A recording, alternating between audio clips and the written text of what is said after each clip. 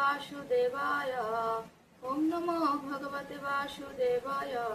ओम नमो भगवते वासुदेवाय। श्रीमद् भागवतेर प्रथम स्कंद प्रथम अध्याय 6 নম্বর শ্লোক। ঋষায় চ তয়া খলু পুরাণানি সেতিহাসানি চানঘ আখ্যাতানি বিধিতানি ধর্মশাস্ত্রানি জানুত। অনুবাদ। ঋষিরা বললেন, হে পরম শ্রদ্ধেয় সুত গোস্বামী, আপনি সম্পূর্ণরূপে নিষ্পাপ। আপনি মহাভারত আদি ইতিহাস সহ অষ্টাদশ পুরাণ এবং সমস্ত ধর্মশাস্ত্র সদ্গুরুর কাছে অধ্যয়ন করেছেন। শুধু তাই নয়, তা আপনি ব্যাখ্যাও করেছেন। তাৎপর্য: গোস্বামী অথবা শিল ব্যাসদেবের উপযুক্ত প্রতিনিধিকে অবশ্যই সব রকমের পাপ থেকে মুক্ত হতে হবে। কলিযুগের 4টি মুখ্য পাপকর্ম হচ্ছে: 1. অবৈধ স্ত্রীসঙ্গ, 2.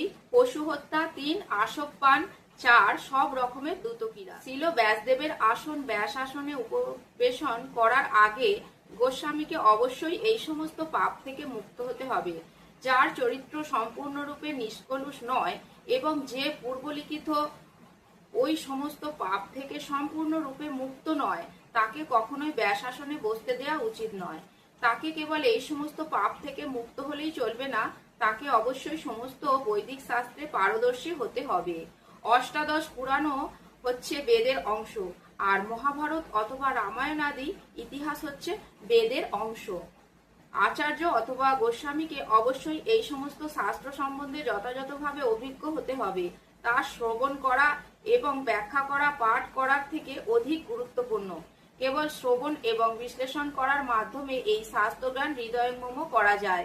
এই তত্ত্ব বিশ্লেষণ করাকে বলা হয় কীর্তন। এই দুটি পন্থা, শ্রবণ এবং কীর্তন, হচ্ছে পারমার্থিক জীবনে উন্নতি করার সবচাইতে গুরুত্বপূর্ণ অঙ্গ।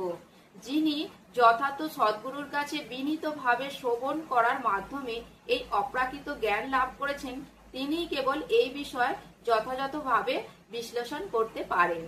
হরে কৃষ্ণ। জয় শিল প্রভুপাদ কি জয়।